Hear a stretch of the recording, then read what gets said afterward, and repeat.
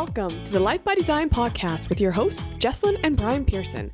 We support couples in achieving their wealth goals by sharing our journey of overcoming barriers to build our financial empire. With our extensive personal experience and increasing demand from couples seeking alignment to invest confidently in real estate, we created the Riches, Relationships, and Real Estate program to help you achieve your goals. Today, we're going to talk about how to start the real estate investing conversation with your partner. One of the main reasons to do this, obviously, is so you're on the same page as your partner and you can understand what each other is thinking and feeling. Exactly. There was a point in our past where we were very much not on the same page and very much not having the conversation. So we've learned through our own bruises and problems inside of our relationship to have this conversation, and we want to share it with you to make sure that you guys can have the conversation earlier than later and get moving fast on your wealth. Yeah. And so today's 3 takeaways really follow strongly along the framework that we talk about in many of our different episodes, the Discover, Define, Design framework. But our takeaway, first one today, is to discuss the resistance and fears that you or your partner may have around real estate. And takeaway number 1 is all about the Discover part of our Discover, Define, Design framework, where you go into your emotions, you explore what's really under the surface, and you maybe you don't want to face it, maybe you don't want to admit it, but that's what this is about trying to figure out what is in your way and what emotions and barriers are coming up when it comes to real estate investing. Yeah, and so some of the questions we offer here are like, what feelings come up around real estate for you? Whether they're positive or negative, you want to talk about them both so you both have the same understanding going into real estate investing. And I know, when we look back in our past, when we did real estate, I know it was super exciting for me and very positive. I just loved so much about it. And I don't think it was that you didn't love some of it. I think it was just your fears were around some of the things about real estate, like how much did you actually know about real estate investing, right? Back then, like so many people out there, they don't want to move unless you know everything. It's almost like you have to have the plan, not the plan, but you almost have to have a crystal ball into the future and see your future and know that everything is going to work out. Otherwise, you just won't move. That's where I was. I wanted that crystal ball. I wanted to know that everything was going to be perfect. And probably those fears came out of that, not knowing that everything was going to be perfect. Well, I think you also had a fear of not knowing what you were doing, which is very typical when you start anything. 100%, yeah. But, I mean, you think about a kid walking, they don't know how to walk, but they get up, they fall down, they bump and bruise themselves. And do they say, you know what? Screw this, I'm not walking anymore. They don't do that. They get up and they get up and they get up until one day they're walking around. And that's real estate investing, and that's a lot of aspects of life. Unfortunately, and I can say this because I was stuck in that place. Yeah. People don't like to do that. They don't like to get up and fall down. They like to know that they're going to get up and they know that they're going to walk on the first time. And unfortunately, a lot of things just don't work that way. You got to take a little bit of risk, and you got to jump. You got to, make mistakes. And I mean, that's how you learn, right? From the mistakes. So I know another thing that we had to explore was the resistance of too much work or the overwhelm. Even the thought of it, even if you're not into it yet, the thought of it sometimes just puts people standing still and not moving forward because they're worried about how much work it's going to be, how overwhelmed they're going to be. And this is worry that they don't even know yet because they haven't experienced. It might not be as bad as they think. Yeah. Anxiety is, as they say, is a problem that is in the future, hasn't happened yet. So you're experiencing an emotion today for something that doesn't even exist. It's still in your future. And a lot of people get into that space where they just don't want to start anything because they are worried or they have anxiety about how much work it's going to take, what efforts and problems they're going to experience when they get into real estate. But one of the things, and you said it already, the positive and negative aspect on real estate, you have to explore those emotions, because for me, dealing with tenants is super, super easy. Now, yeah. But even back then, because, there's some logistics in real estate that you got to figure out, but dealing with just people and their concerns has never really been a huge deal for me. Yeah. And it's just navigating the personality with the laws. Yes. sometimes that's a little bit tricky. But the point is that some people don't. We know real estate investors that don't even want to deal with the people. Like, they would rather not ever see or experience their tenants, and that's fine too. But what's a positive, easy thing for me in real estate investing is a negative, hard thing for someone else in real estate investing. Yet both people, myself and these other real estate investors we're talking about, are successful real estate investors. So part of the conversation that you have to have as a couple is, what does that actually look like? Where are you really going to experience positive and negative emotions? And are they going to affect your real estate investment career, like your journey? And how are you going to manage those? Yeah, that's the great thing about real estate, is that there's so many different avenues and ways to do it and explore it, and you don't have to do it all. So like, when you do go looking and there's something you're worried about because you just don't want to do it, you don't have to. I mean, and if your partner doesn't want to do that aspect, that's okay as well. There's always outsourcing or contractors that can help fill the gaps that maybe you and your partner don't want to do. Yeah. But imagine if we had not had those conversations. Yeah. And then all of a sudden we got into real estate investing, and pretend like I didn't like to deal with tenants, and then you had to deal with tenants. Yeah. Our real estate investing career would be totally different, because you don't want to, do not want to deal with tenants. Right. That job falls on my shoulders. And so, because you do it so well. It's because but again, you have to have those conversations to even figure out, what is positive, what is negative about real estate investing.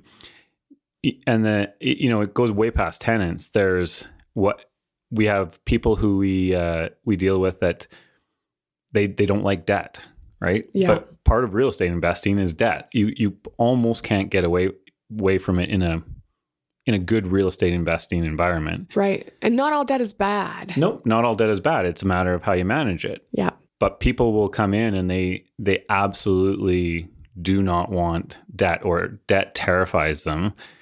And you really have to have those conversations around it to figure out, okay, what about it is the negative aspect? Like, what about it is giving you these negative emotions that you want to avoid debt so badly, and yet still be a real estate investor? Right. Yeah. There's a lot of different aspects that you and your partner have to have conversations on in order to figure out the whole real estate investing sphere. Yeah, a great question to ask around the looking at the resistance and the fear is, if you could have a magic wand and make real estate investing do anything you want, what would that be? And I would highly recommend that you be real honest with yourself, to your partner, with your partner, and with yourself. Because if had I had done that back then with you, or we had done it and been really honest, I would have up front probably been straight out like, yeah, I don't want to manage tenants. I don't want that midnight call, Nope. With a leaky toilet or flood or something, right? But a lot of times we think, oh, it won't be so bad, or I can manage it. And then the time comes and you lose your mind, or it just impacts you so bad in your whole life. And then you just kind of step away from it. But have those conversations up front. I know I've had many conversations in the last few weeks with a lot of ladies who are looking to do real estate investing, and I always ask them why. Like, what's the big vision? And sometimes it'll be as big as like, I want to have multiple properties across the world, and I want to learn the property management, and I want to learn the project management for the rentals, and I'm sitting there going, but do you? Like, do you really? Have you thought that through? And if you think you do, that's good. But make sure you've actually thought it through, because as a project manager myself, as a property manager yourself, as real estate investors, we can look at the whole picture now and go, yeah, no, like there are just some things you don't want to do. There's some things I don't want to do. And there's some things that are not worth learning, because the mistakes can be expensive. expensive if you think you can do it and you find out later what everything you didn't know about it is causing you thousands of dollars in repairs or whatever it's going to take. So be realistic with what you want to do and what you want to learn. It's okay to want to learn it too, but also understand the impact of that learning. Like, it's going to take time, it's going to take money, it's going to, and so if you can explore all these avenues before you jump in, you're so much further ahead of the curve. Yeah. I think as humans, we all run around thinking we have a cape on our back and we're Superman and can take on everything. But the reality is Superwomans and Supermans. Yeah. But the reality is, people have different levels of grit. Yeah. And real estate, you got to have a certain level of grit for certain aspects of it. And just as you said, if you can be really honest with yourself and ask yourself, do I really want to take on the tenants? Do I really want to take on the debt? Do I really want to take on whatever it looks like in real estate? And if you get that feeling, like just that feeling, then you need to have a deeper conversation on that. Maybe you got to go out and find somebody with experience and see what their opinions are on it. Because otherwise you're going to get into it and you're either going to hate every moment of it, or you're going to fail in a way that maybe was bigger and deeper than you expected it to be. Yeah. So you got to really have that deep conversation on who you really are and what you really are capable of. I love that you said different levels of grit, not to be confused with having grit as a whole. And I can speak to that personally because I have grit. Right. And I know I do. And there's a lot of things I've persevered through and been very successful in. But there's things where I don't have grit and I don't want to, but it took me a long time to admit and own up to. It wasn't that I couldn't do it or that I was a failure at it. It was that there was just no love or passion behind it. And if there's no interest and desire, it's going to fall flat. And it's got nothing to do with your capabilities and everything to do with what motivates and what drives you. Yep. We have friends who are real estate investors and know people who are real estate investors. And we watch them with their different levels of grit, and they are phenomenal at certain things.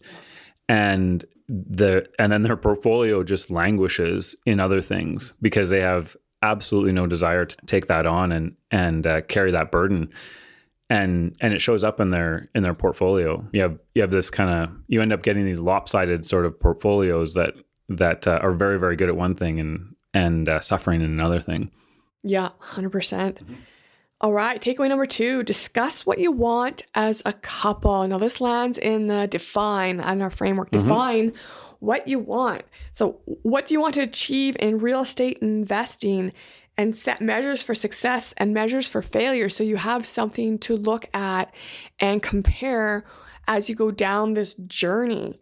I know for us, when we first landed our first property together in 2009, I was excited and decided that day that I wanted to buy a new property every 2 years. I mean, that was what I wanted to achieve. That was one of my measures of success, is a new property every 2 years. But I didn't discuss that with you. Therein lied part of the problem. You might have voluntold me, but yes, I don't think it was really discussed. No. Yeah. So you have to decide what you want to achieve. That's for sure. And it will change. Don't feel like whatever your real estate goals are today are going to be set in stone, and 5 years from now they're going to end up being the same. Yeah, they're going to change. So for us, the goal has changed significantly. Probably on about every 3-year basis, we up our goals and change aspects of the portfolio to suit our life better. And you need to have that conversation over and over again to continue defining what your goals are. Yeah. Even if you haven't quite achieved them yet, your life is going to change, and you can't be inflexible and have your life evolving and your goals not evolving. Yeah. But even if you have achieved your goals, then definitely regroup and set bigger, more audacious goals that you can work towards. Mm-hmm. I mean, you want to talk about when you're defining it, what do you want for yourself, for your partner, for your family? And define what that really looks like. Include what you are and you aren't willing to do. Because those are the big clinchers. It's when if you don't define what you are and aren't willing to do, when you get stuck doing what you don't want to do, that's where the bitterness, the resentment, the anger comes in. And that's where it can start to crumble the foundation of the portfolio, the partnership, the marriage, the family, whatever it is, and but it impacts it all as a whole at some point.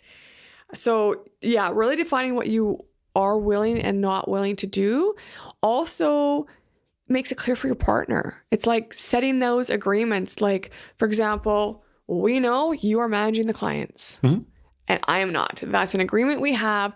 If that ever changes, it's because we had the conversation. But I will never wake up one day and go, I'm managing the client or the tenants today, right? Like that's just not how it's going to happen. But we always I want to say yearly, but that's not even true. I'm sure if not every month, every couple months, we talk about our real estate portfolio and our investment portfolio, and we review it because we both, love talking about that and planning it. And we'll throw in different ideas about how we want to change it, how it might look. You'll ask me for feedback. Again, it's not everything lands on your shoulder. Like great examples, you just did a few new leases that were coming up. And you were kind of hesitant and looking at some things because we needed to increase our prices, which we haven't done significant increases over the last couple of years, but with inflation and the price of things and us having to do some rentals on some of the properties, we had to really review our portfolio, the pro formas, what the market is doing. And you took that to me and said, what are your thoughts and what are your opinions? And so I obviously also did a bunch of research just to understand, and I brought you my perspective. And then from there, you created the contracts for our tenants. Yeah, it was a tough decision because our entire portfolio is in a fantastic position right now. And inflation is obviously throwing a wrench into that.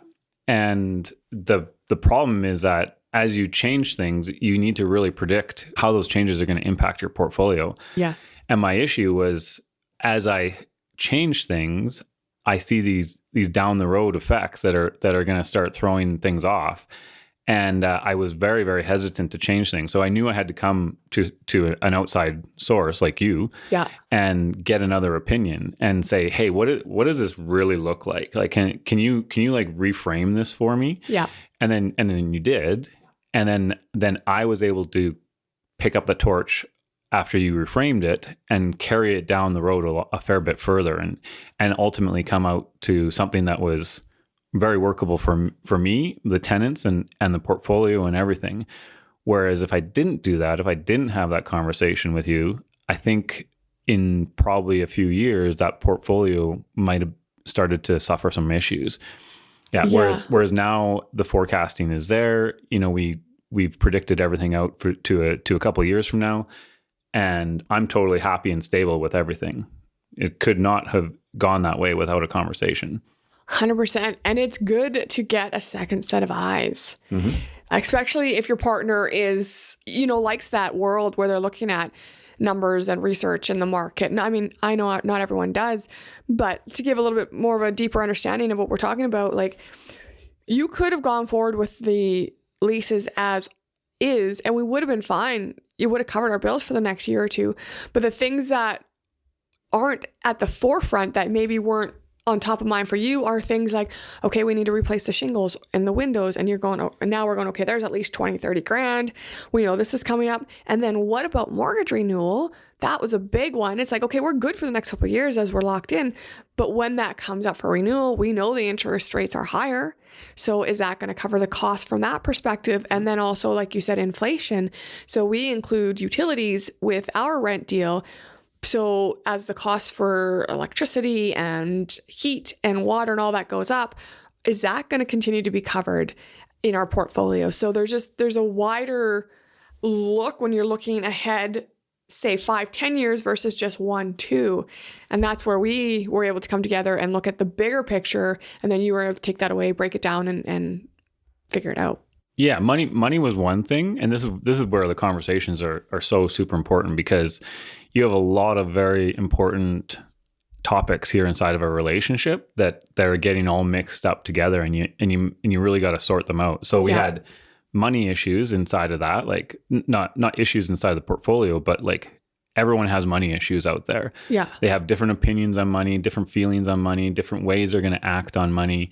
And we had to figure out the balance between how much do we upset the portfolio, which is going to cost me a huge amount of time down the road, versus how much do we profit on it right now, right? Like, we have to adjust for inflation. We have to do all these things. But there was this balancing act, and then we had to have a really deep conversation on money versus time, because we're in a spot right now where we're very comfortable trading money for time. Yeah.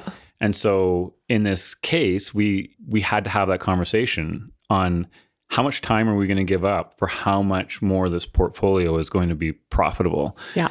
And that's where the grit comes in that we were talking about earlier, because I knew that changes, if they weren't really carefully managed, are going to cause me to come right to the edge of my grit.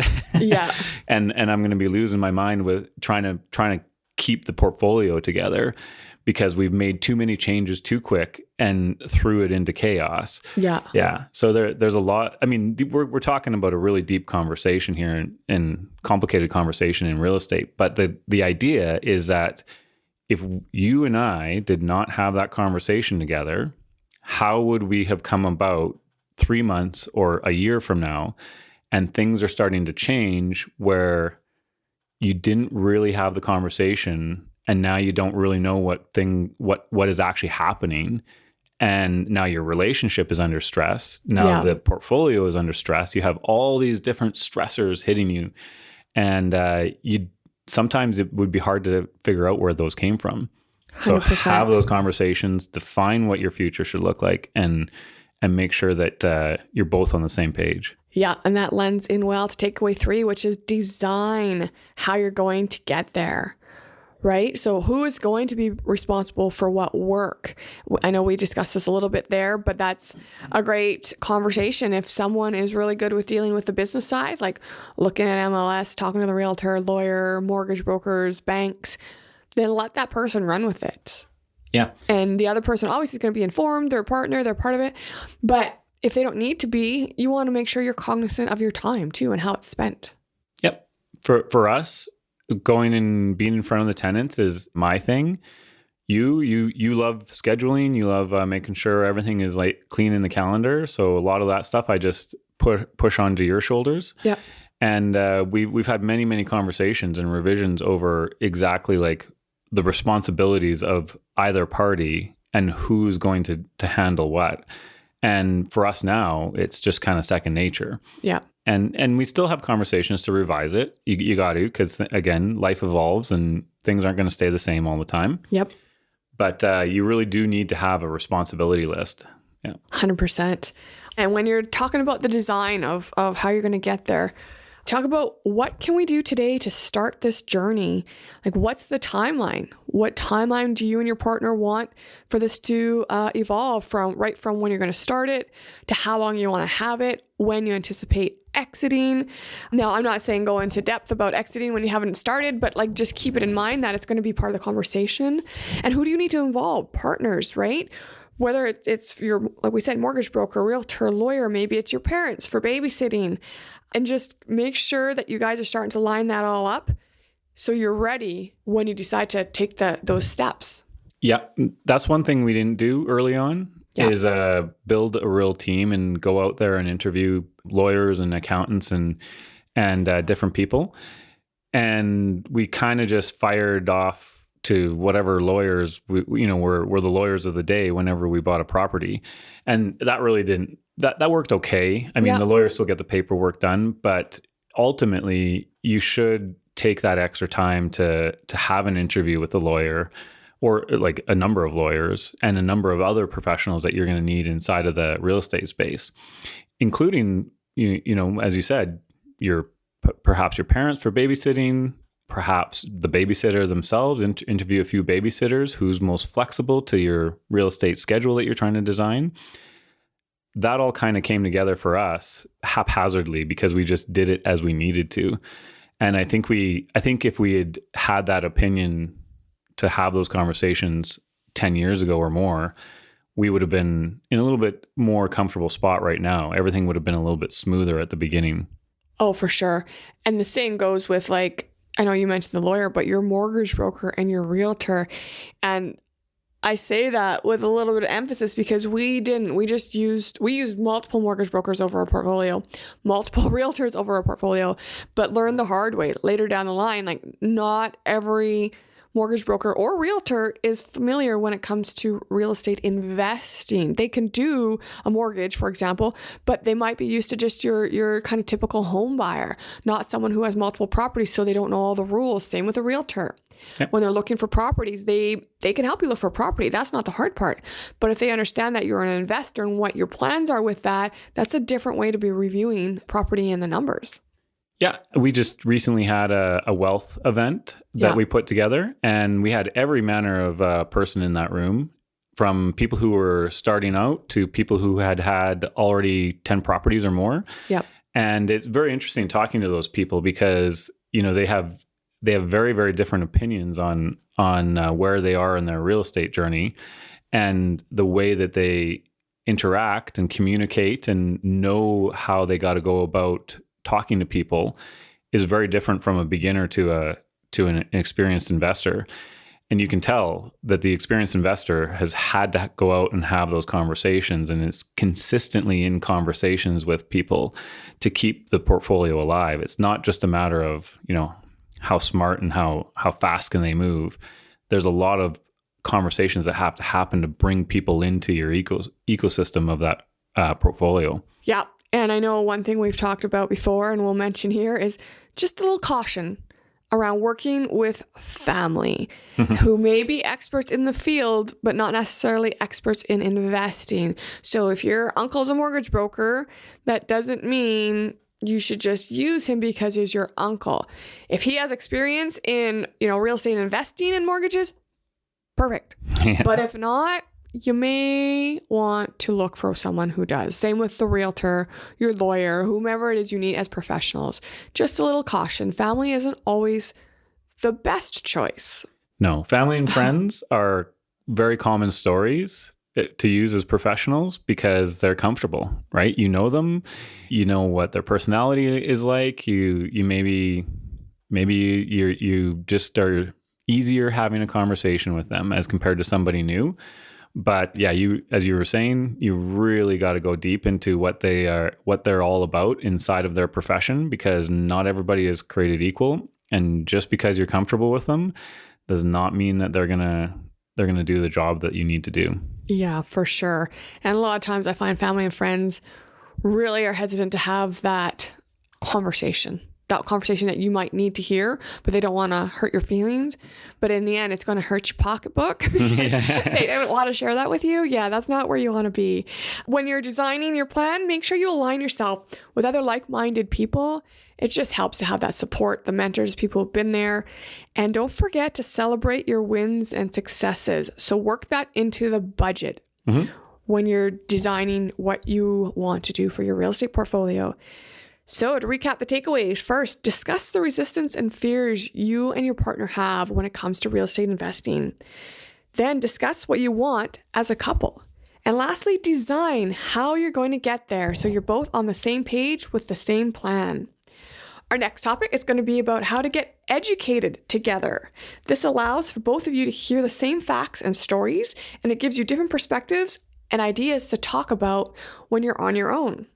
We release podcasts every 2 weeks. Be sure to hit the subscribe button on your favorite podcast app to journey with us and create your life by design. Thanks for listening to the Life by Design podcast with your hosts, Jessilyn and Brian.